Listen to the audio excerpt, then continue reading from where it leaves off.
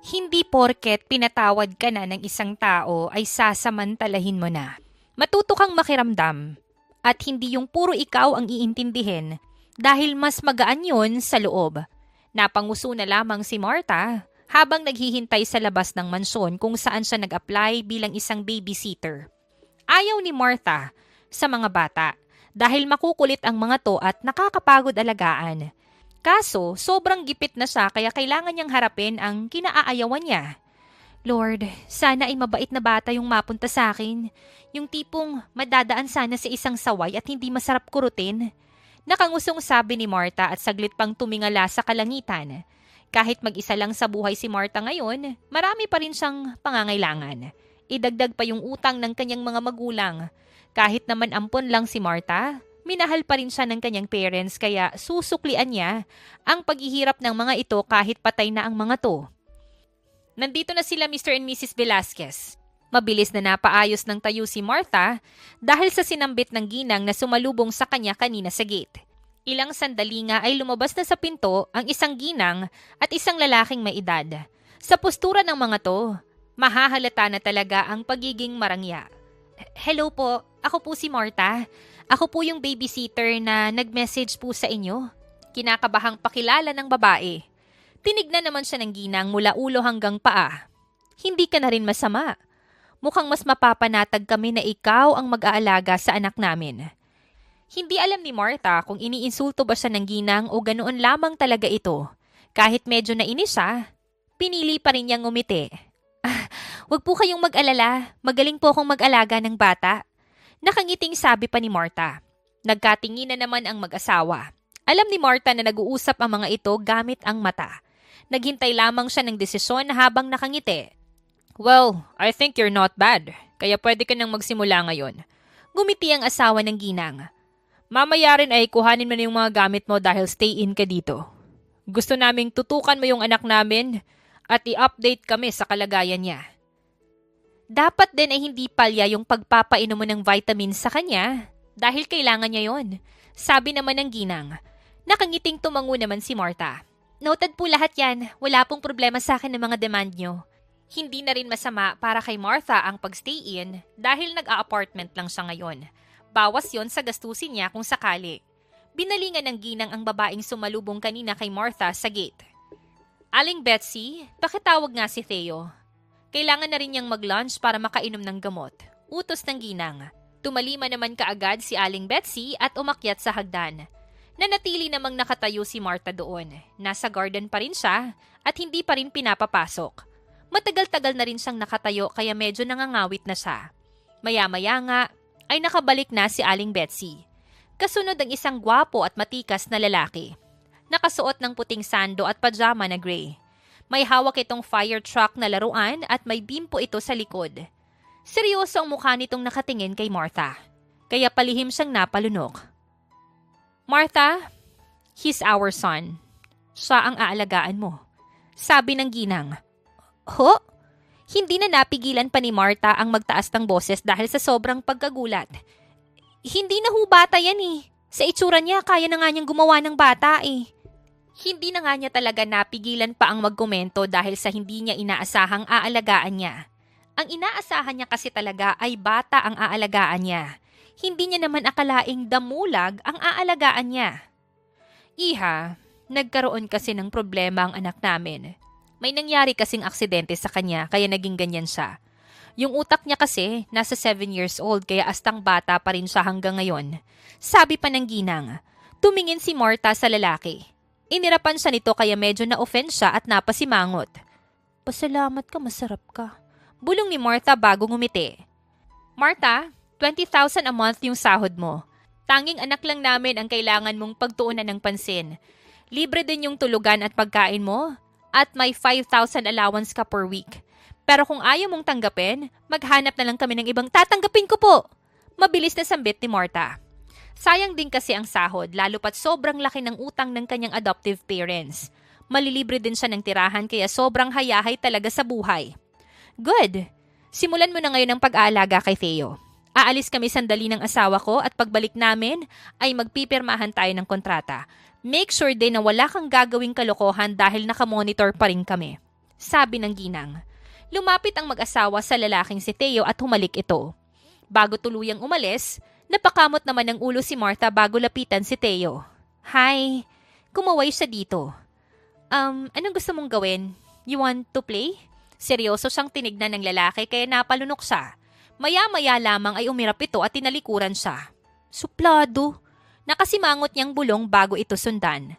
Pagpasok ng bahay ay nawala ang atensyon niya sa lalaki. Nag-enjoy kasi siya sa magandang disenyo ng bahay at magandang mga kagamitan. Aray ko!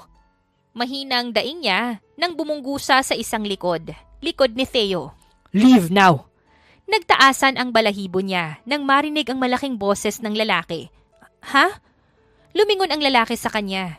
Kahit masungit ang aura nito at intimidating, hindi pa rin mapigilan ni Martha na mamangha dito. I can handle myself. You may go. Seryosong sabi ng lalaki. Sa pananalita nito ay parang wala naman itong sakit sa pag-iisip. Medyo nagkaroon tuloy ng pagdududa sa lalaki si Martha.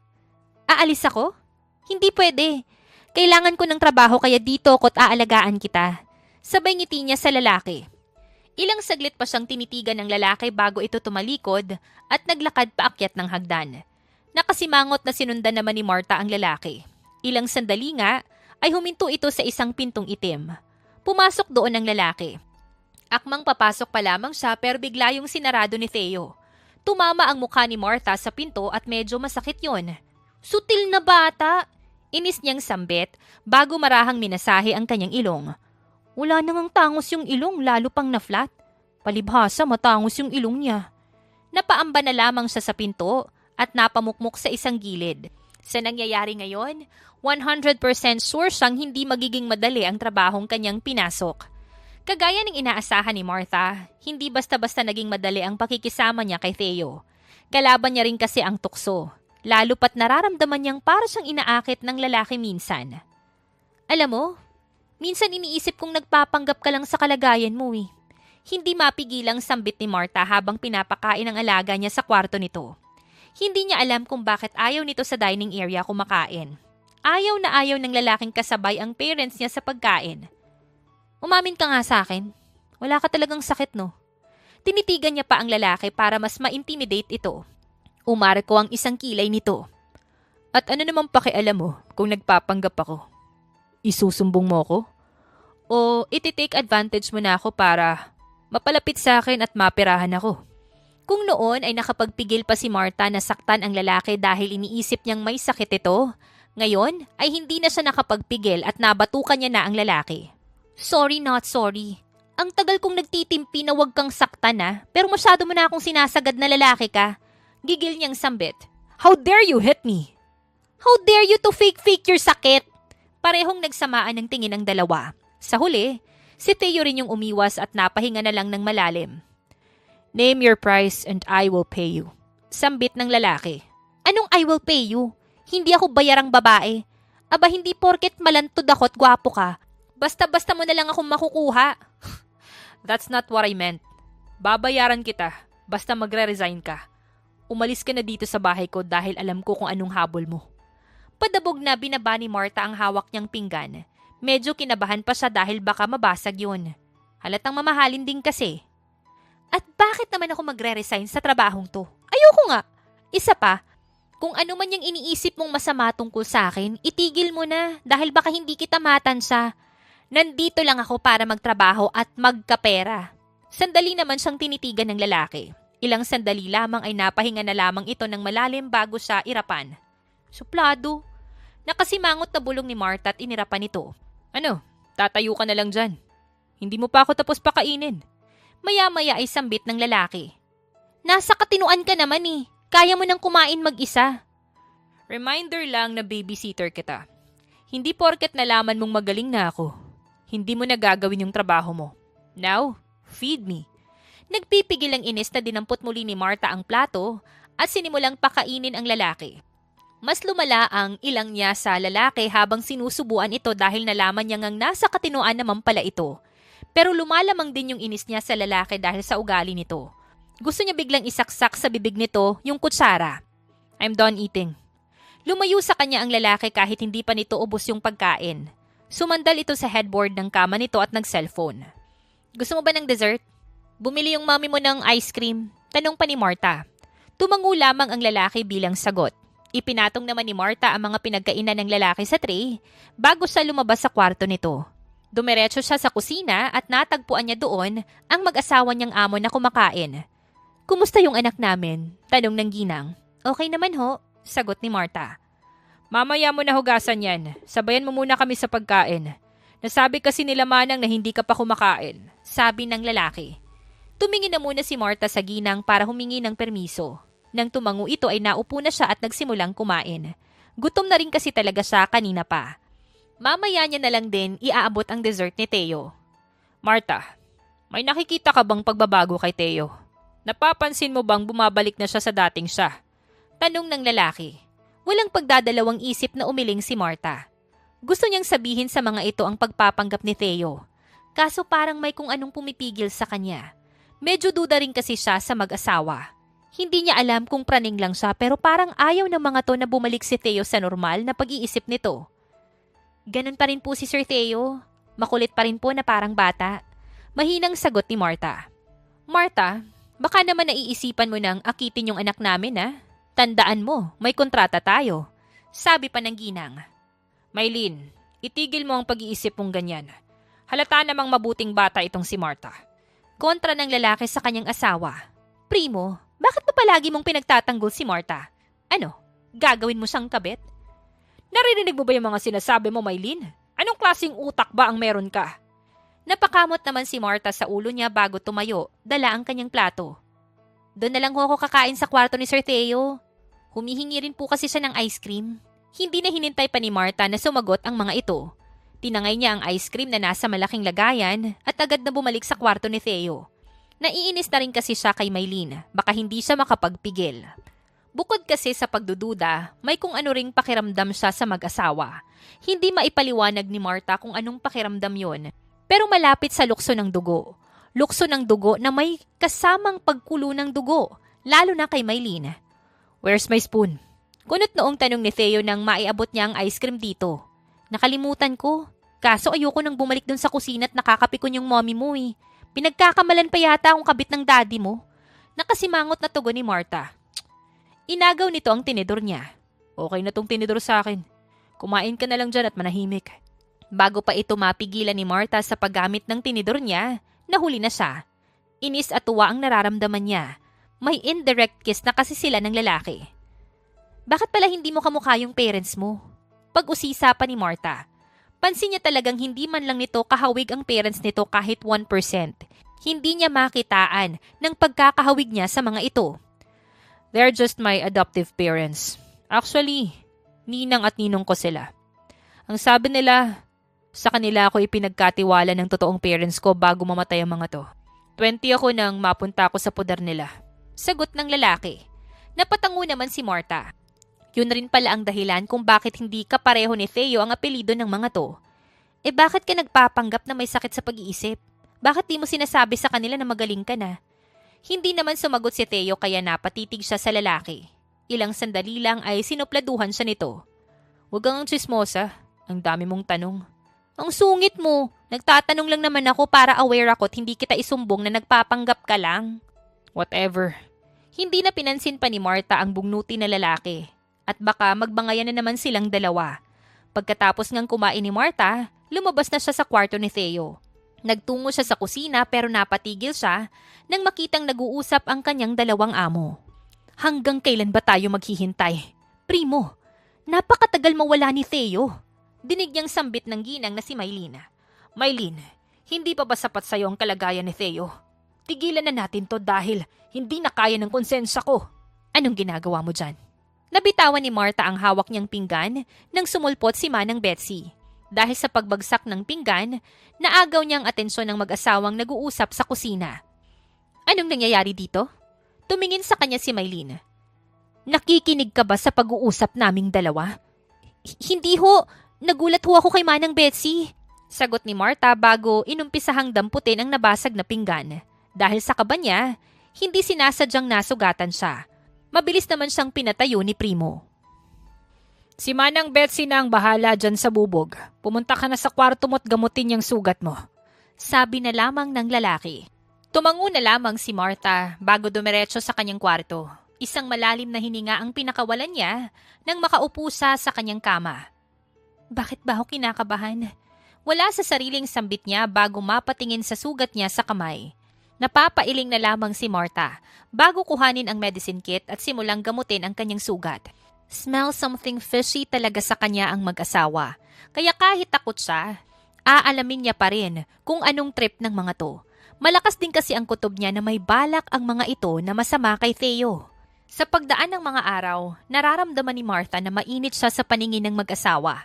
Lalo na kay Mylene. Ramdam niya kasing nakabantay ito sa bawat galaw niya. Theo, you want a new yaya? Mukha kasing hindi ka naaalaga ang mabuti ni Martha. Pagtatanong ni Mylene sa anak. Tumingin naman si Theo kay Martha bago umiling. No, I want her to stay with me. Pigil ang ngiti naman si Martha at pasimpleng hawi sa kanyang buhok habang busy sa pagliligpit ng mga laruang kinalat ni Theo. Are you sure, Theodore? Hindi ka ba tinatakot ni Martha? Paano ko tatakutin yan? Suplado yan. Hindi mapigilang bulong ni Martha dahil sa inis. Mylene, huwag mo nang pakialaman si Theo. Mukhang komportable naman siya sa bago niyang yaya kaya hayaan mo na siya. Isa pa first time ni Theo na makisama sa ibang tao.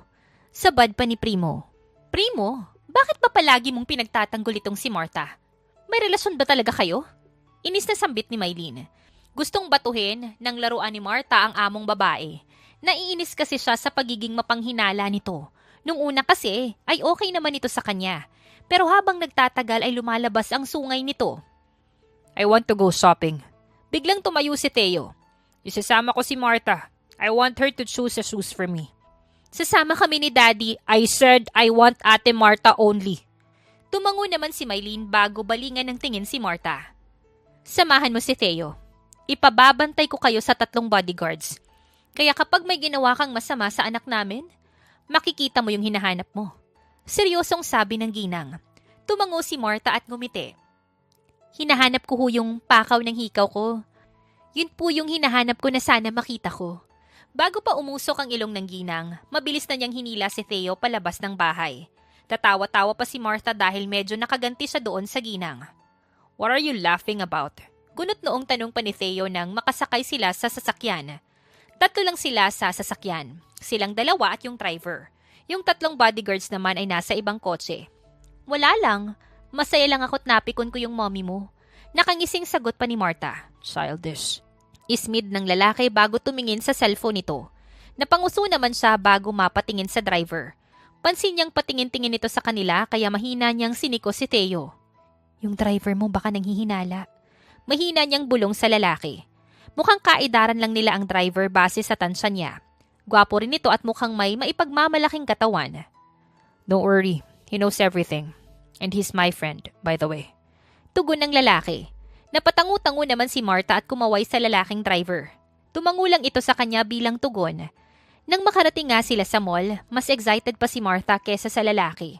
Hindi naman niya pinapahalata dahil may kasama silang mga bantay. Huwag kang hihiwalay sa ate Martha mo ha. Sige ka, kukuhanin ka ng kidnappers. Sabi ni Martha sa lalaki habang naglalakad sila. Hawak niya sa kamay ang lalaki na parang batang paslit ito. Are you mocking me? Medyo inis na tanong ng lalaki. Gumisi si Martha. Hindi ikaw nga yung may sabi na ate mo ko, 'di ba? Pinaninindigan ko lang dahil bata ka pa. Humanda ka sa akin mamaya. Tumawa lang si Martha dahil ramdam niyang sobrang piko na ang lalaki. Para mas lalong mapiko nito, dinala niya pa ito sa playground for kids. Martha, I'm not a kid. Mariing bulong sa kanya ng lalaki. Pero baby kita. Banat ni Martha sabay lip bite. Napapalatak naman ng lalaki bago sa talikuran. Dire-diretso itong lumabas ng playground kaya sinundan niya ito. Teka, sayang yung bayad sa playground. Sambit ng babae. Shut up. Singhal pa nito sa kanya. Tumawa na lamang si Martha at patuloy sa pagsunod dito. Ilang sandali lamang ay huminto ito sa isang restroom. What? Susunod ka din sa loob? Sabay taas ni Theo sa kanyang isang kilay. Pwede naman, baka kasi kailangan mo ng tulong sa pantalon mo. Pang-aasar pa ni Martha sa lalaki. Akala niya ay mapipikon si Theo. Sa halip ay yumukod ito at inilapit ang muka sa kanya. Natigilan naman si Martha at tila yelong nanigas sa kanyang kinatatayuan. Sa tingin ko, kailangan ko talaga ng tulong mo. Medyo mahigpit kasi ang zipper ko kaya kailangan ng tigababa. Mapang-akit na sambit pa ni Theo. Tila kamatis na namula naman si Martha dahil sa sinabi nito. Nasiyahan naman si Theo dahil sa itsura ng babae. Bastos! Umihi ka na nga dun bago pa kita matadyakan. Tinulak ni Martha ang lalaki at tinalikuran ito. Isang gwapong tawa naman ang pinakawalan ni Theo bago tuluyang pumasok sa banyo. Dahil sa nangyari, napapasok din tuloy si Martha sa banyo ng pambabae. Tinignan niya ang sarili sa salamin at napamura dahil napakapula niya. Kainis na Theodore yun. Nakasimangot niyang sambit bago manghilamos. Nang matuyo niya ang kanyang mukha ay lumabas siya. Nakita niya si Theo na seryoso ang mukha habang naghihintay sa kanya. Let's go home. Seryosong sabi ng lalaki. Home? Teka, wala pa nga tayong nabibili. Reklamo ni Martha. Ayaw niya pang bumalik sa bahay at baka hindi niya matansya ang mommy ni Theo. Wala na sila mommy sa bahay, kaya pwede na tayong umuwi. Ayoko lang silang makita kaya umalis ako. Kaswal na sambit ng lalaki. Theo, awa na lang kahit 10 minutes na gala na muna. Gusto ko lang gumala na muna para maging masaya. Ang lungkot-lungkot ko kaya. At nagpaawa pa si Martha sa lalaki. Tinitigan naman siya ng mariin ito. Ilang sandali lamang ay napangiwi ang lalaki. Fine, just stop making that face. You look like stupid. Nakangiwing sabi pa ng lalaki. Napapalakpak naman si Martha. Palalampasin na niyang tinawag siyang tanga nito basta lang makagala lang siya. Nanggala nga sila ni Theo sa mall. Nag-shopping sila at kumain na rin. Sobrang saya pa niya dahil nilibre siya ni Theo ng mga damit at iba pang gamit.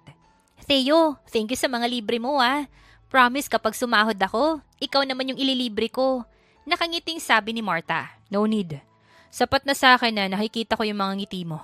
Tugon ng lalaki at bahagyang ngumiti. Napatitig naman si Martha sa lalaki. Hindi niya expected nangingiti ito. Para kasing papel na nilukot palagi ang mukha nito. Ngumiti ka? Crush mo ba ako? Filingera. Pinitik nito ang noon niya bago ito mabilis na naglakad.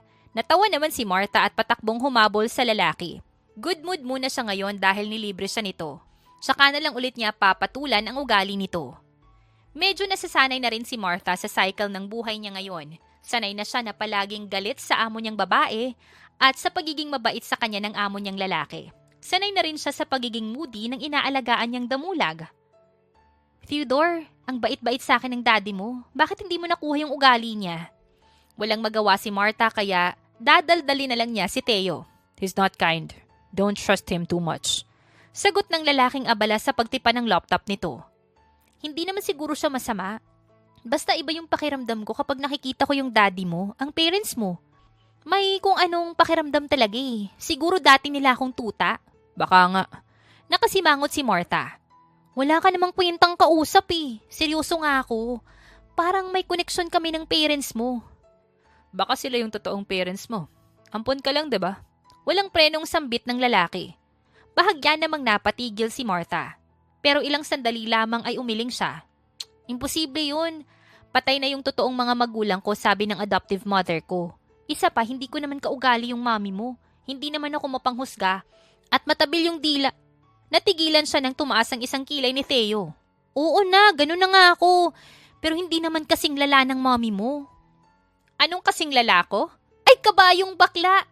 Napatayo ng straight si Martha nang biglang bumukas ang pinto at niluwal ang ginang.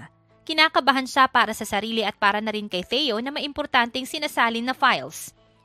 Wala ho, sabi ni Martha at umiling sa ginang. Hindi siya nito pinansin at binalingan lang ng tingin si Theo.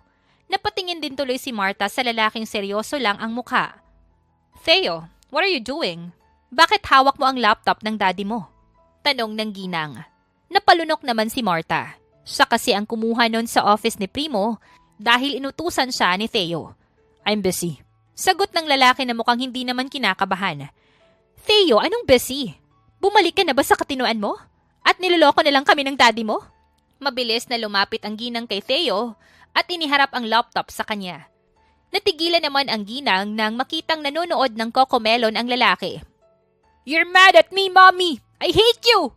Parang batang tumayo si Theo at nagmamadaling tumakbo patungo sa banyo. Gustong matawa ni Martha sa inasta ng lalaki. Pero lumalamang pa rin ang kaba niya. Sorry, Mamaylin. Nangungulit po kasi si Theo na mag-laptop para manood. Ayaw ho kasing gumana ng TV niya. Palusot pa ni Martha. Next time, magpaalam ka muna. Kausapin mo si Theo at ibababa ko lang tong laptop. Sabi ng ginang bago mabilis na lumabas ng kwarto. Nilock naman ni Marta ang pinto bago pumasok sa banyo. Kaso hindi niya inaasahang nakahubad ang lalaki at naliligo na. Tanging brief na puti lamang ang suot nito at kitang-kita ang bakat doon. "Why did you come in?" Singhal ng lalaki bago isara ang glass wall. Hindi ko naman alam." Tumalikod si Marta. "Ikaw kasi, malay ko bang maliligo ka pala kaya pumasok ka sa banyo? Para ka namang sira eh." "Ano, wala kang planong lumabas? O baka naman gusto mong sabay ako sa pagligo? Sabihin mo lang, maluwag naman tong shower ko." "Pasabay? Ang kapal naman ng mukha mo. Malunod ka sana dyan." Nagmamadaling lumabas tuloy si Marta. Dumiretso agad siya sa kusina para makainom ng tubig. Medyo nauhaw siya dahil sa isang bagay na malaki at matabang bagay na nasilayan niya. Feeling niya uminit ang buong bahay kahit pa may aircon naman. "Marta?" Mabilis na napalingon si Marta sa kanyang likuran nang may tumawag sa kanya. Sir Primo." Bahagya siyang umiti sa lalaki. Bigla siyang nakaramdam ng pagkailang sa lalaki. Medyo iniiwasan niya rin kasi ito dahil sa maisyu nitong asawa.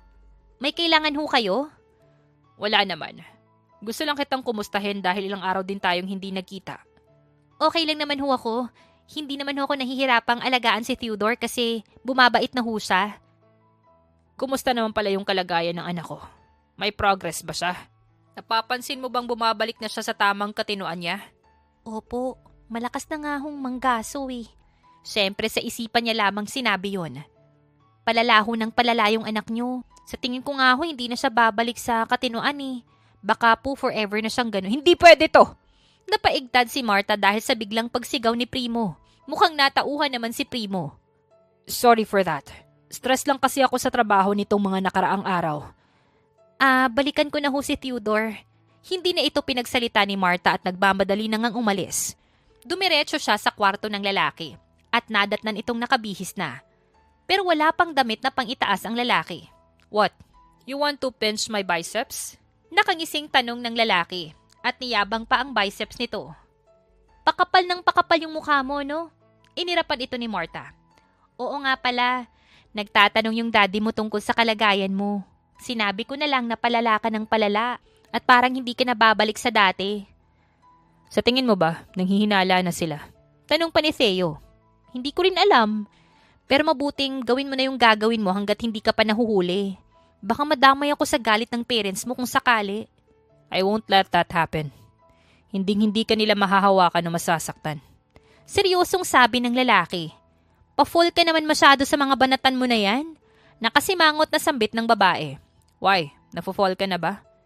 "Ikaw yung mapo-fall kapag tinulak kita dyan sa veranda mo." Isang gwapong tawa naman ang pinakawalan ni Theo bago lumapit kay Martha. Hindi naman pinahalata ng babae na sobrang epekto nito sa kanya. Pinakita niyang matika siya. "Ano namang problema mo ha?" Pagsusungit niya sa lalaki. "You know what?" Bahagyang napalunok si Martha nang ilapit ni Theo ang mukha nito sa kanya. "I'm starting to feel something when you're near with me." Anong nararamdaman mo?" Pabulong ni Martha. Kinagat ni Theo ang pang-ibabang labi niya at hinawakan ang baba ni Martha.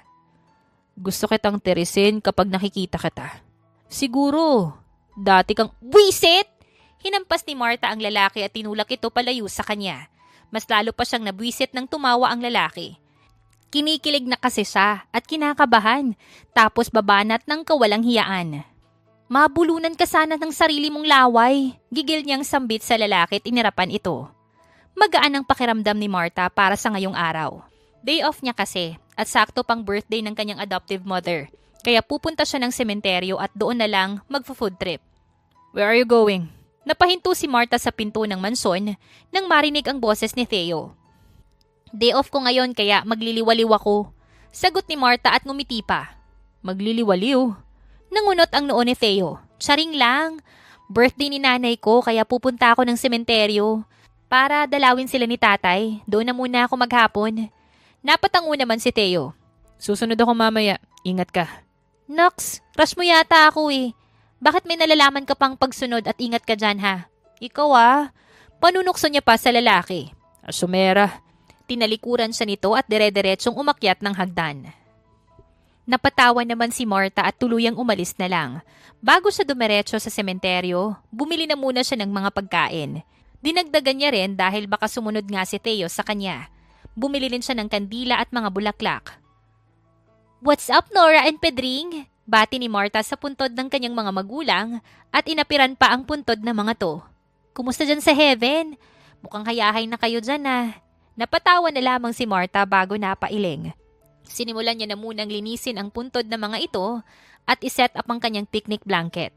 Pagkatapos nga niyang maglinis, naupo na siya kaharap ng puntod ng mga to. "Nay, Tay, meron na po akong magandang trabaho.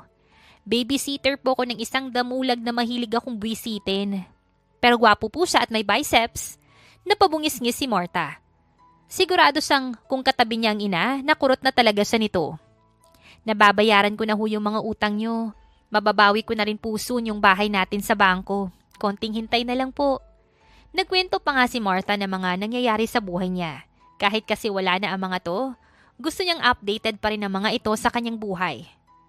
"Marta?"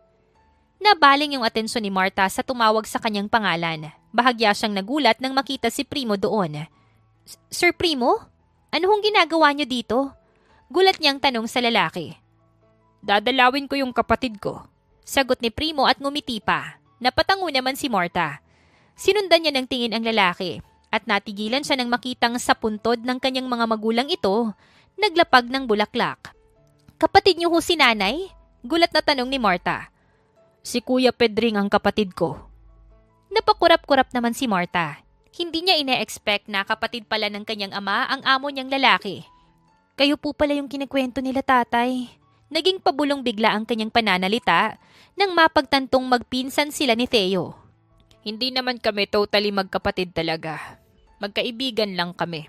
Kumbaga sumumpa lang kami na maging magkapatid na." Doon naman nakahinga ng maluwag si Marta. Bigla kasi siyang naging malungkot nang malaman na magpinsan sila ni Theo. Kahit paampon si Theo, magpinsan pa rin sila kung sakali. Maupo muna ho kayo at sabay na kong kumain. Wala naman po akong kasama ngayon eh." Tumango naman si Primo at naupo. Nagsimulang mag-usap at magkwentuhan ang dalawa. Ang gaan-gaan ng pakiramdam ni Marta habang kausap ang lalaki. Pakiramdam niya bigla ay nakahanap siya ng ama dahil kay Primo. Ilang sandali nga ay nagpaalam din si Primo dahil tumawag ang asawa nito. Sakto namang dumating si Theo. Malakas agad yung kabog ng dibdib ni Marta habang nakatingin sa lalaking simple ang ayos pero grabe yung karisma. "Mukhang may nauna na sa aking dumating ah," sabi ni Theo bago maupo sa tabi ni Marta. "Dumating yung daddy mo dito," sagot ng babae. Natigilan naman si Theo at napaseryoso ang mukha. "Marta, iwasan mo ang daddy ko. Hindi siya ganoon kabuti kung yun yung inaakala mo." "Mabait naman yung daddy mo sa akin. Isa pa, medyo tito ko pala siya. Kaibigan niya si tatay ko na itinuring na rin niyang kapatid." Ngumiti pa si Marta sa lalaki. Hindi naman nagbago ang reaksyon ni Theo. "Ganyan din sila nung una. Bago nila patayin ang mga magulang ko." "Ha?" Umiwas ng tingin si Theo at napakuyom ng kamao. "Akala ko, may malasakit talaga sila sa akin. Ginamit lang pala nila ako para unti-unting maitransfer sa kanila ang mga naiwan ng mga magulang ko. They even planned to kill me. Hindi sila nagtagumpay dahil nagkaroon lang ako ng problema sa pag-iisip. Yung mga gamot na pinapainom nila sa akin, hindi yun gamot para gumaling ako. Mas pinapalala lang nila yung kondisyon ko bilang may sakit sa pag-iisip." Parang kinurot ang puso ni Marta nang makita ang sakit sa mukha ng lalaki. "Buti na lang tinulungan ako ni Marco. Pinaalala niya sa akin lahat at sinabi niya sa akin lahat." Sorry." Tanging naisambit ni Marta. Hindi niya akalain na ganun pala ang naranasan ng lalaki. Hindi niya inaasahan na ganun pala kalupit ang mga tumatayong magulang nito kuno. Sa bawat salita ni Theo, nararamdaman niya kung gaano ito nasasaktan. "Naiintindihan ko na ang lahat, Theodore." Hinawakan niya ang kamay ng lalaki kaya napatingin ito sa kanya. "At handa kong tulungan ka sa mga gagawin mo. Promise ko sa'yo, kasama mo ako sa magiging laban mo." Bahagya namang ngumiti ang lalaki. "Thank you, Martha." Hindi na sumagot si Marta at niyakap na lang si Theo. Ipinaramdam niya talaga sa lalaki na hindi niya ito iiwan at palagi siyang nasa tabi nito. "Enough with my drama. Birthday ng mama mo. Ayokong masira yon." Humiwalay sa yakap si Theo. "Okay na ako, Martha. Thank you." Ngumiti pa si Theo para ipakitang okay na talaga siya. Ang totoo ay ayaw niya naman talagang sabihin sa babae ang tungkol sa bagay na yon. Kaso naging komportable na siya sa piling ni Martha. Mabuti pa kumain na muna tayo. Hindi ko yan luto pero masarap naman kaya mag-e-enjoy ka pa rin. Ipinagsandok ni Martha ng pagkain ang lalaki. Nakatingin lang si Theo sa babae habang may multong ngiti sa kanyang labi. Kahit ano kasing pagde-deny niya sa sarili, nasasanay na rin siya sa presensya ng babae. Natatakot nga si Theo na baka dumating yung araw na hindi na niya ito paalisin sa kanyang tabi. Kaso alam niyang bawal yun, lalo pat nasa delikadong mundo siya ngayon. Bakit ka nakatitig sa akin? Crush mo ko, no? Tanong pa ni Martha. Sakit mo talaga yung pagiging assuming, no? Pagsusungit dito ng lalaki. Napatawa naman si Martha at inabot na lang ang pagkain sa lalaki. Nagsimula namang kumain si Theo na sinabayan ni Martha. Busog na siya pero gusto niya pa rin talagang sabayan ang lalaki. Ano nang plano mo ngayon? Usisa pa ni Martha. Tapos ko nang ayusin lahat ng properties namin. May hinihintay na lang akong matibay na ebidensya para matapos na ang lahat ng to. Napatangu-tango naman si Martha. Ang taray ng buhay mo, parang teleserye sa mga palabas. Siguro ako yung leading lady mo kung sakali, no? Bakit hindi? Bagay ka naman sa akin. Bagay na bagay naman tayong dalawa. Nangingiting inirapan naman ni Martha ang lalaki. He, masyado kang patulero sa mga hirit ko sa'yo. Tawa lang ang isinagot ni Theo at napapailing na lamang. Pagkatapos nga nilang kumain, nag-decide muna silang maglakad-lakad na dalawa dahil wala na rin naman silang gagawin. Ano na palang plano mo kapag okay na ang lahat? Ready to settle down ka na ba? Kung magpapakasal ka, dapat invited ako ah. Gusto kong isa ako sa mga abay. Kahit maid of honor lang, masaya na ako. Nakangiting sabi pa nito. Invited ka naman talaga kapag kinasal ako. Biglang na-imagine ni Martha na ikinakasal ang lalaki. Hindi niya alam pero nakaramdam siya ng kirot sa kanyang dibdib. Parang hindi niya yata kayang makita na ikakasal sa iba si Theo. Ang pangit naman kung hindi invited yung bride ko sa kasal namin, diba? Hirit pa ng lalaki kaya napalingon siya dito. Naks naman! Marunong ka na rin palang bumanat ng smooth ha? Banatan kaya kita sa mukha. Nanggigigil lang ako sa yung lalaki ka ha? Napatawa si Theo. I'm serious about it, Martha. Kung sakali mang ikakasal ako, dapat ikaw yung bride ko. Huminto sa paglalakad si Martha kaya huminto rin si Theo. Theodore Velasquez, ang corny na ng mga banat mo ha? Martha Angela de la Peña, bakit parang kinikilig ka? Sinamaan ni Martha ng tingin ang lalaki. Ngumiti naman ito bago sapuhin ang kanyang pisngi. At sa isang iglap, namalaya na lamang nila pareho na magkatagpo na ang mga labi nilang dalawa. At ng mga sandaling yon, hinayaan na muna ni Martha na sundin kung ano yung sinisigaw ng kanyang puso. Hinayaan niya munang maging masaya siya, kahit alam niyang mukhang aasa lang siya sa huli. Pagkatapos ng kiss na yon, ay mas naging clingy pa nga si Theo kay Martha. Medyo hindi pa sanay ang babae dahil mas nasanay siya sa pagiging masungit ng lalaki sa kanya. Primo, hindi ka ba nakakahalata kay Theo? Sa tingin ko nagpapanggap na lang siya na may sakit siya. Napahinto si Martha sa pagpasok sa office ni Primo nang marinig ang sinabi ni Maylene. Balak niya kasing kausapin si Primo tungkol sa kanyang tatay. Nagbabaka sakali rin kasi siya na kilala nito ang tunay niyang ama. Nahahalata ko na rin yan, Maylene. Napansin ko na rin na puro access denied na yung mga property na balak kong ibenta. Sagot ni Primo. Ano nang gagawin natin? Kapag hindi pa tayo kumilos, siguradong malilintikan tayo dito. Hindi pwedeng maghimas tayo ng rehas, Primo. Hindi pwedeng masayang yung mga pinaghirapan nating dalawa. Tapusin na lang natin si Theo. At ang gagamitin natin laban sa kanya ay si Martha. Huwag mong subukang sumigaw dahil tutuluyan kita. Natuod si Martha sa kanyang kinatatayuan nang may maramdaman siyang malamig na metal sa kanyang tagiliran. Pasok doon sa loob. Binuksan ng lalaking nasa likuran niya ang pinto ng opisina at tinulak siya papasok. Natigilan naman ang mag-asawa nang makita si Martha. Boss Primo, kailangan nang patahimikin ng babaeng yan. Mukhang narinig niya lahat ng pag-uusap niyo ni Ma'am Maylene. Sabi ng lalaki. Yan na nga ba yung sinasabi ko sa'yo, Primo? Dapat noon pa lang pinalayas na natin ang babaeng yan. Paano kung hindi siya nahuli ni Dex? Galit na sabi pa ni Maylene. Hindi naman siya magsasalita, Maylene. Hindi naman magagawa ng isang anak na ipahamak ang kanyang mga magulang. Nakangiting sabi ni Primo. Anong ibig mong sabihin? Kunot noong tanong ni Martha sa lalaki. Martha, Hindi mo pa rin ba nahahalata ang lahat? Ako ang iyong tunay na ama at si Ma'am Maylin mo ang tunay mong ina. Ikaw yung sanggol na iniwan namin sa poder nila Pedring at Nora. Nanginig ang buong katawan ni Marta dahil sa kanyang nalaman. Gusto niyang makilala ang totoong mga magulang niya pero parang nagsisisi na siya ngayon. Hindi niya matanggap na ang dalawang nagbabalak na patayin ang lalaking mahal niya ay ang tunay niyang ina at ama. Hindi ho totoo yan! Umiling pa si Marta habang nangingilid ang kanyang luha. Hindi makakilo si Marta nang bigla siyang dambahin ng yakap ni Maylin. Ikaw pala si Maymay ko! Sorry kung iniwan ka namin ni Papa mo Walang-wala kasi kami noon. Hindi namin alam kung paano ka bubuhayin. Pero ngayon, marami na tayong pera. Babawi kami sa'yo ng Papa mo! Naiiyak na sabi ni Maylin. Tinulak ni Marta ang ginang. Hindi ko kailangan ng pera niyo! Hindi ko kailangan ng perang galing sa masama at nakaw. Hindi ko kayo kayang tanggapin. Hindi ko kayang tanggapin ang mga pumatay sa mga magulang ni Fyodor. Kasalanan nila kung bakit sila namatay. Tinanggal nila kami ng mama mo sa trabaho kahit okay naman ang lahat. Isang pagkakamali lang yung nagawa namin pero tinapon ulit nila kami sa putik. Mayayabang sila kaya kailangan nilang lumugar na sa tahimik. Kaswal na sabi pa ni Primo. Sa isang iglap, nagbago ang tingin ni Marta kay Primo. Nawala ang gaan ng loob niya dito. Napuno siya ng suklam sa mag-asawang kumupkop kay Theo. Ang sasama niyo! Tumulo na ang mga luha ni Marta. Kung alam ko lang na ganyan kayo kasama, hindi ko na sana hiniling noon na makilala kayo. Hindi ko kayo mapapatawad. Tumalikod si Marta at nagmamadaling lumabas ng opisina.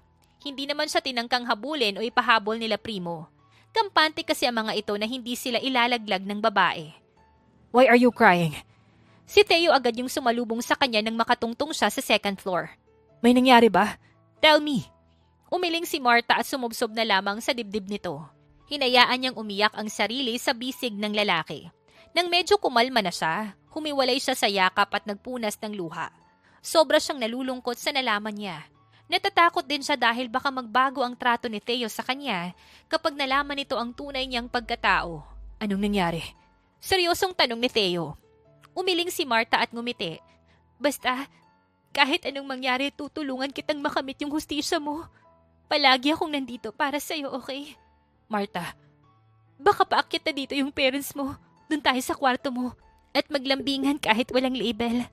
Hinila niya si Theo patungo sa kwarto nito. Agad niya itong pinahiga sa kama at saka tinabihan. Niyakap siya ng lalaki, kaya nangilid agad ang kanyang mga luha. Pinigilan niya yon dahil baka magtanong pa ito ng kung anong nangyari. Ang plano niya ay ito yung patutulugin. Pero sa huli nga ay siya ang nakatulog. Nang magising si Marta, wala na si Theo sa kanyang tabi. Natanaw niyang bukas ang veranda kaya tumayo siya at naglakad palapit doon. Ipahanap mo ang totoong anak nila Primo at Maylin. Gusto kong malaman kung wala rin itong kinalaman sa mga nangyari. Gusto kong maparusahan lahat ng may kaugnayan sa kanilang mag-asawa. Natigilan si Marta dahil sa sinabi ng lalaki. And also, make sure na handa na ang lahat para bukas. Alam ko na kung nasan yung USB na naglalaman ng mga ebidensya para makulong sila. Yun na lang yung kailangan ko at siguradong mabubulok na sila sa kulungan. Napakagat si Marta sa ibabang labi niya at napangiti na lang ng mapait. Maingat siyang lumabas ng kwarto at bumaba. Dumiretso agad si Marta sa office ni Primo. Sigurado agad siyang wala ang lalaki dahil hindi niya ito nasisense. Yes naman, handang maging magnanakaw para sa pagmamahal. Napatawa si Marta at nagsimulang naghalungkat sa office ni Primo. Alam niya kasing nasa office lang ni Primo yung USB na yon. Dahil narinig niya noon ang pag-uusap ng mag-asawa. Inakala pa nga dati ni Marta na ex-movies yung laman ng USB. Anak ng tokwa, alin dito yung USB? Napasimangot siya dahil nang buksan niya yung tago na cabinet ay sobrang daming USB ang bumungad sa kanya. Bahala na, kuhanin ko na lang lahat. Kinuha yun ni Marta at nilagay sa kanyang damit. Mabilis siyang lumabas ng office ni Primo at dumiretso sa kwarto niya. Kinuha niya ang isang box at isinili doon yung mga USB. Matulungan man lang kita kahit sa huling pagkakataon. Nakangiting sambit ni Marta bago lumabas ng kwarto dala ang box. Dumiretso siya sa kwarto ni Theo pero wala doon ang lalaki. Bahala na muna si Batman. Ang mahalaga ngayon, makamit niya ang hustisya. Ibinaba ni Marta ang box sa ibaba. At sana sa pamamagitan nito, ay maramdaman niya kung gaano ko siya kamahal. Gustuhin ko mang manatili sa kanyang tabi, pero malabo nang mangyari. Kung hindi lang sana ako kadugo ng mga taong kinasusuklaman niya, handa ko siyang ipaglaban eh. Kaso mukhang hindi talaga sa amin sang-ayon ng panahon. Kaya, goodbye na lang talaga. Kahit anong pigil yata ni Marta sa kanyang sarili ay tumulo pa rin ang kanyang luha. Pinunasan naman niya kaagad yun pero wala pa ring epekto sa kanya. Kung alam ko lang na mapapamahal ako sa'yo, dapat noon pa umalis na ako. Mapait siyang umiti at napahinga ng malalim. I guess, goodbye na. Bahala na muna ang tadhana kung pagtatagpuin pa talaga tayong dalawa. Isang mapait na ngiti ang iniwan niya sa kwarto ng lalaki bago sa tuluyang umalis. Siguro ay lalayo na muna siya dahil masakit talaga para sa kanya ang mga nangyayari. Isa pa, natatakot siya na baka mag-iba ang tingin sa kanya ni Theo. Ayaw niyang mangyari yun dahil sobrang napalapit na sa kanya ang lalaki. Hindi na kinuha pa ni Marta ang kanyang mga gamit na naiwan at basta na lamang umalis. Kaduwagan para sa iba ang mga nangyayari pero ayos lang sa kanya. Ang gusto niya lang ay maging maayos ang buhay ng lalaki dahil alam niya kung gaano kasakit ang nararamdaman nito ngayon. Sa kabilang banda nga ay hindi inaasahan ni Theo ang mga USB na makikita niya na nasa isang kahon at nakapatong sa kanyang kama. Talagang matyaga niyang inisa-isa ang mga yun. Nakailang panood yata siya ng X-movies bago niya mismo matagpuan ang USB na ebidensya mismo ng kasakiman ng kanyang mga adoptive parents. I'm so happy for you, bro. Nakangiting sabi sa kanya ni Marco. Kadadampot lang ng mga pulis sa adoptive parents niya. Tuwang-tuwa pa nga si Theo habang pinakikinggan ng sigaw ng mga to na tila ikakatapos na ng mga buhay nila. Salamat sa mga tulong mo, Marco. Kung hindi dahil sa'yo, hindi ko makakamit tong hustisya na gusto ko. Tugon pa ni Theo. Wala yun. Ang laki rin ng naitulong niyo sa akin. Kaya bumabawi lang ako. Tinapik ni Marco ang balikat ni Theo. Sige na, ako na munang bahala dito. Alam ko kasing may aasikasuhin ka pang importante sa'yo. Nang makaalis si Marco, agad pumihit si Theo paharap kay Aling Betsy. Nanay Betsy, nasan po si Marta? Tanong niya sa ginang. Kahit na sobrang seryoso ang mukha ni Theo, mahahalata pa rin dito ang pagsusumamo at pangungulila. Ngumiti naman ang ginang bago iabot sa kanyang isang papel. Yan ang iniwan sa akin ni Marta na address nila sa Negros. Pumunta ka na si Pierre at baka sakaling maabutan mo pa siya. Thank you, nanay. Niyakap niya ang ginang bago siya nagmamadaling umalis. Dumiretso agad si Theo sa kanyang sasakyan at nag-drive patungo sa pinakamalapit na pier. Hindi pa mapakali ang lalaki habang nagmamaneho. Lalo na nang abutan siya ng traffic sa kalsada. Nakakainis ang traffic. Napahampas siya ng malakas sa manibela dahil sa sobrang inis. Nang malaman niyang si Martha ang tunay na anak ng mga adoptive parents niya, hindi na siya nagulat. May duda na rin siya dahil sa kung paano itong itrato ni Primo. Takot na takot agad siya nang mawala ito sa kanyang bahay. Nakailang tawag din siya sa babae pero hindi ito sumasagot at blinok yung number niya. Walang pakialam si Theo kahit pa masasama ang mga magulang ng babae. Ang mahalaga lang sa kanya ay hindi ito mawala sa piling niya.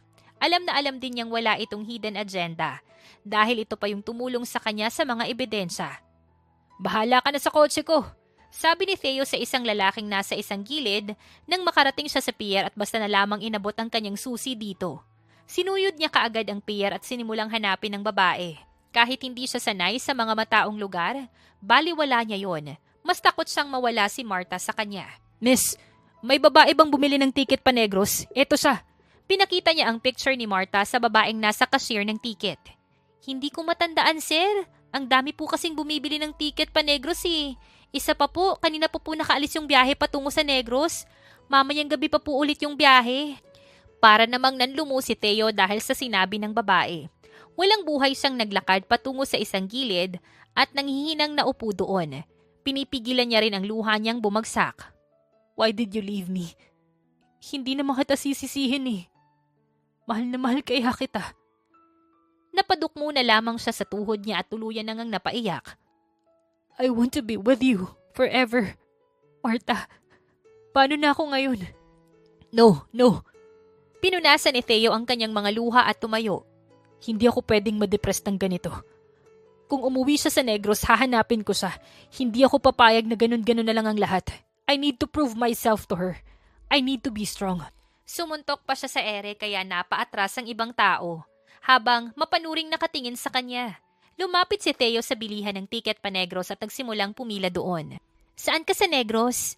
May kumalabit sa kanya pero hindi niya iyon pinansin. Psst! Ang sungit mo naman, Pogi. Baka lang kako same tayo ng lugar kaya sabay na tayo. I'm not interested. Isang babae lang yung sasabayan ko at si Marta yun. Pagsusungit ni Theo sa babae habang hindi pa rin yun nililingon. Ewan ko sa'yo, Theodore. Mabilis na pumihit paharap si Theo sa babae. Nanlaki agad ang kanyang mga mata nang makita si Marta. Marta! Tumawag sa akin si Nanay Betsy. Pupunta ka raw dito kaya hindi ako tumuloy patungo sa Negros. Naputol ang sasabihin ni Marta nang bigla siyang dambahin ng yakap ni Theo. You left me. I was worried about you. Sobrang natakot ako kasi ayokong mawala ka sa tabi ko. I am madly in love with you, Marta. And I don't know what to do if you disappear. Baka totoong magkasakit na ako niyan. Kawawa naman ako. Kahit naiiyak na si Marta, nagawa pa rin niyang matawa.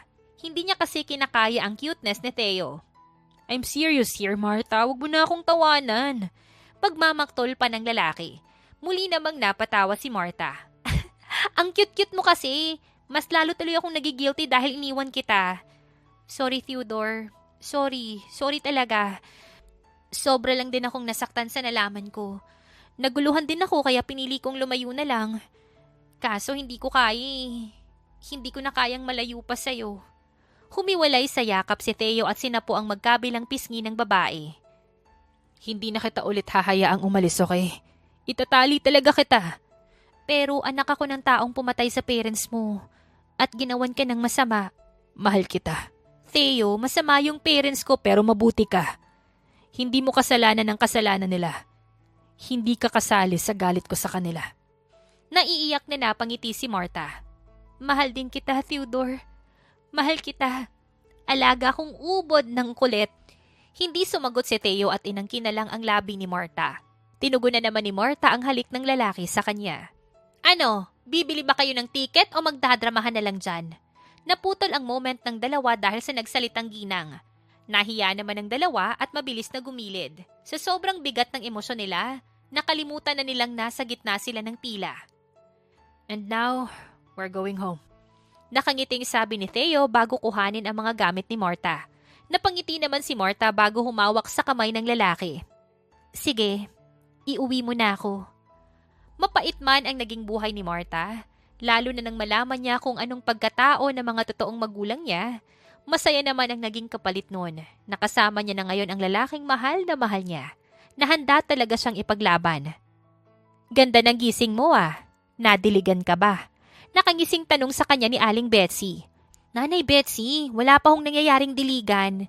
Masaya lang po ako dahil pupuntahan ko mamaya si Theodore sa office niya at dadalhan ng pagkaing iluluto ko. Tugon pa ni Marta. Abay mukhang ibang kain mamaya yung magaganap ha. Update na lang po kita kapag pati yung nagluto ay kakainin niya. Napabungis-ngis na lamang ang dalawa dahil sa kanilang pinag-uusapan. Ilang sandali nga ay natapos si Marta sa kanyang pagluluto. Agad niya yung nilagay sa lagayan bago siya nagbihis at umalis ng bahay. Dumiretso siya sa company ni Theodore dahil nandoon ito at tambak ito ng trabaho. Si Theodore, tanong niya sa sekretary ng lalaki. Nasa loob ho, pasok lang po kayo. Baka din po gumanda yung mood kapag nakita kayo. Ngumiti si Marta bago pumasok sa loob ng office nito. Nakita niya ang lalaki na animoy stress na stress pero sobrang gwapo pa rin. Nakasuot ito ng eyeglasses kaya mas lalong nahulog dito si Marta. Hi handsome! Nakangiting bati niya sa lalaki. Baby! Mabilis itong tumayo at naglakad papalapit sa kanya. I miss you so much my baby. Ayoko na dito sa office dahil para akong pinapatay. Tinambakan nila ako ng napakaraming trabaho. Inaapi nila ako. Wala kang magagawa, Theodore. Kasalanan mo rin naman dahil matagal ka ring nawala. No, they're abusing me, baby. Mabuti pa kumain na muna tayo nitong tanghalian na dinala ko ah. Kailangan mo kasi ng energy para sa susunod pang pagsubok sa buhay mo. Tumangulang si Theo bilang tugon. Naupo sila sa sofa sa office. Sinimula ni Marta na ihain ang mga dala niya. Sinigang na baboy at pritong isda, ang niluto niyang ulam dahil favorite yun ni Theo. Thank you for the good food, baby. Ang sarap-sarap pa. Gusto ko na nga yatang magtrabaho agad eh. Masayang sabi pa ni Theo. Ikaw na yata ang kilala kong sobrang OA na lalaki. Napatawa si Theo. By the way, Pupunta ako mamaya sa presinto. Gusto ko lang na makausap yung 2 taong yun. Sasama ako sa'yo. Gusto ring tanungin ni Martha ang mga to kung bakit siya pinamigay. Isa pa, hindi na siya naduduwag na harapin ang mga to. May lakas na siya ng loob dahil kasama niya na rin si Theo. Magiging okay ang lahat, Martha. Nandito lang ako para sa'yo. Nakangiting tumango lamang si Martha. Pagkatapos nga nilang kumain, hinayaan na muna niyang magpahinga si Theo sa kanyang bisig. Hinaplos-haplos niya ang malambot na buhok nito at marahan yung tinapik-tapik. Martha, parang ang saya kapag may mga kids na tayo. Tapos lahat sana kamukha mo para mas masaya yung buhay ko. Nakangiting sabi ni Theo. Mas gusto ko kung kamukha mo yung mga magiging anak natin. Siguradong magiging heartthrob din yung magiging anak nating lalaki kung sakali. Tugon pa ni Martha. Then, let's make a baby. At ngumisi pa si Theo habang itinataas baba ang kanyang 2 kilay. Pakasalan mo muna ako.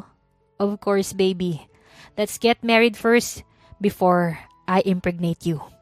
Maya-maya nga lang ay umalis na sila at nagtungo sa presinto. Medyo nanginginig pa si Martha at kinakabahan. Pakiramdam niya kasi ay magbe-breakdown siya kapag nakita ang mga to. May 15 minutes kayo para makausap sila. Sabi ng bantay bago sila papasukin sa silid kung nasaan ang mag-asawa. Nang makaupo sila Martha, napahawak agad siya sa braso ni Theo. Seryoso ang mukha niya habang nakatingin sa dalawa. Kumusta ka na, Martha? Tanong pa ni Primo sa anak. Ano pa bang kailangan niyo sa amin? Nasabi na namin lahat kayo umalis na kayo. Sabi naman ni Mylene. Huminga ng malalim si Martha. Gusto ko lang itanong kung bakit niyo ako iniwan kila nanay. At bakit niyo yun nagawa sa parents ni Theodore? Bakit niyo nagawa ang mga kasamaang yun? Ano bang pakialam mo? Nagawa na namin kayo, wag ka nang magtanong. Kung gusto mong sagutin kita, palayain mo kami. Padabog na sagot ni Mylene at nagbalik na sa kanyang selda. Martha, pagpasensyahan mo na ha. Hindi niya lang kasi matanggap lahat ng mga nagawa namin. Iniwan ka pala namin kila Pedring dahil walang-wala kami ni mama mo eh. Pero maniwala ka, sinusuportahan ka namin. Nagbibigay kami ng pera kila Pedring. Kaso naputol yung suporta dahil natanggal kami sa trabaho. Nalaman kasi ng parents ni Theo na nagnanakaw kami sa kumpanya nila. Gusto kasi namin na makaahon para mabawi ka namin. Isa pa nagkasakit ka noon at kinailangan ng malaking halaga kaya nagawa namin yun. Dahil sa nangyari, nagkaroon ng galit si mama mo. Nakagawa siya ng bagay na sobrang makasalanan. Gusto ko siyang isuplong pero nagbanta siyang magpapakamatay. Ayoko ng ganun kaya kahit masama, itinago ko lahat ng nalalaman ko. Hanggang sa masyado na kaming nasilaw sa pera. Hindi nagtagal pumasok kami sa buhay ni Theo. Tinanggap niya kami dahil kilala niya naman kami. Nalaman namin na nasa kanya lahat ng mana. Kaya yung mama mo, gumawa na naman ng bagay na masama. Nagkaroon ng sakit si Theo at talagang ikaw yung hinanap ko para alagaan siya. Gusto ko kasing mapalapit ka rin sa amin. Lahat ng mga masasamang plano ng mama mo kinontra ko na.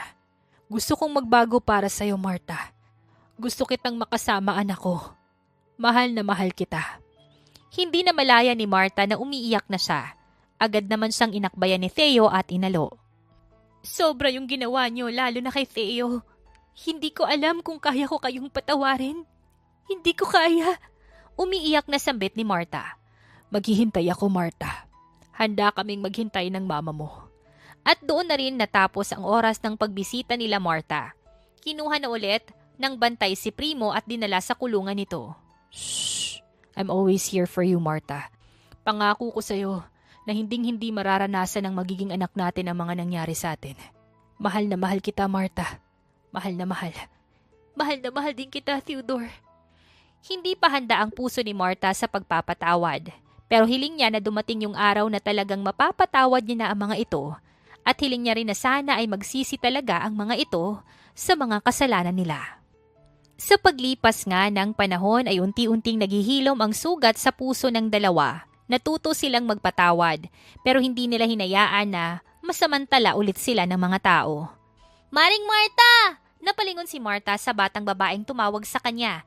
Paring Theo! Sabi naman ng isang batang lalaki na kumaway pa. Manang-mana sa nanay. Natatawang sabi ni Theo bago salubungin ang mga ito at buhatin. Anong manang-mana sa nanay? Narinig kita, Theodore. Nakasimangot na sita ni Martha sa asawa. Tumawa lang si Theo at kinindatan nito. Kumusta yung school niyong dalawa, ha? Parang sumaba kayo sa gera. Tanong ni Theo sa kambal nilang anak ni Martha. Kambal agad ang niluwal ni Martha. Araw-arawin ba naman siya ni Theo? Hindi po ako marumi ngayon. Nakangiting sabi pa ni Myre. Ako rin po, tignan niyo po. Sabi naman ni Myro. Nagkatingin na naman ang mag-asawa. Halata naman kasing marungis ang dalawa. Idagdag pa na kulang na naman ang butones ng mga uniform nila. Oo nga, ang linis-linis nyo ngayon. Nakangiwing sabi pa ni Theo. Dahil dyan, magbihis na kayo at medyo lagot kayo sa akin. Sabi naman ni Martha. Bumungis-ngis ang kambal bago bumaba at tumakbo patungo sa kwarto nila. Napahinga naman ng malalim si Martha at itinabi ang bag ng mga to. Don't worry baby ko, ako maglalaban ng mga damit nila. Nakangiting sabi ni Theo. Ayan, sobrang spoiled ng dalawa dahil sa'yo. Ewan ko talaga sa'yo, Theodore. Napapailing na lamang si Martha. Napatawa naman si Theo bago sa yakapin mula sa likuran. Minsan lang naman po, huwag ka nang mainis baby ko. Kainin ko na lang yan mamaya. Hinampas ni Martha ang braso nito. Ikaw talaga? Napairap siya. Pero thank you Theo ha. Thank you dahil tinupad mo lahat ng pangako mo sa akin. Thank you dahil minahal mo kami ng sobra. Thank you dahil hindi mo hinayaan na maranasan ng mga bata ang trauma ko. You are the best husband, Theodore. I love you. Martha, kahit anong mangyari, hindi ko hahayaang bumalik yung trauma mo. Palagi ko kayong mamahalin ng mga bata at palagi kong ipaparamdam sa inyo na nandito lang ako. Hindi ako magsasawang spoil kayo. I love you so much, baby ko. Inabot ni Theo ang labi ng asawa at hinalikan nito. Sali po kami sa lambingan! Dumating ang kambal at mabilis silang dinamba. Natatawang binuhat naman ito ng mag-asawa. Masayang tumawa ang mga ito bago sila halikan. I love you, Mommy and Daddy! Masayang sabi ni Myro na buhat ni Theo. I love you din po, Mommy Pretty and Daddy Handsome ko! Masayang sabi naman ni Myre na buhat ni Martha. Ayan, nauto nyo na naman ako kaya wala na naman kayong parusa. Alam nyo talaga yung weakness ko, no? Mahinang kinurot ni Martha ang matangos na ilong ng kambal. Let's kiss attack, the best mommy ever! Sabi pa ni Theo. Napatawa na lamang si Martha nang pagtulungan siya ng mag-aama niya at atakihin siya ng maraming halik sa mukha. Ipinagpapasalamat ni Martha na napunta siya sa isang lalaki na may paninindigan at may isang salita. Hiling niya ay mas tumatag pa ang relasyon nilang dalawang mag-asawa para sa kanilang mga anak. At dito na nga po nagtatapos ang kwentong pag-ibig ni Martha at ni Theo. Naway kayo po ay kinilig at may natutunan sa kwentong ating napagsaluhan ngayong araw. Muli po ay maraming salamat sa inyong walang sawang pagsuporta at pakikinig. Hanggang sa susunod, abangan pa rin po ang mga kwentong puno ng aral, pagmamahal at inspirasyon. Syempre dito pa rin po yan sa inyong inaabangang Dear Jen.